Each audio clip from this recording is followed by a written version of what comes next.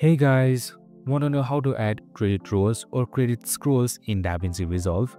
Well, no worries. In this video, I'm going to show you an easy step-by-step guide on how to do it. It's super simple, so let's get straight to it. Now first up, simply open up your DaVinci Resolve.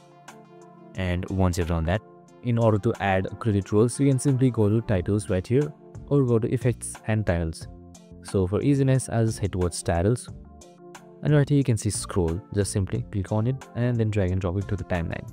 If you don't see it, just simply search it on the search bar.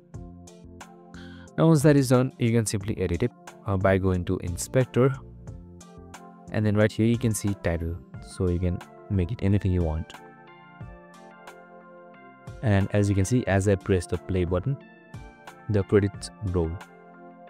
And that's it. Super simple and easy. Now you can also adjust the length as well with this thing right here.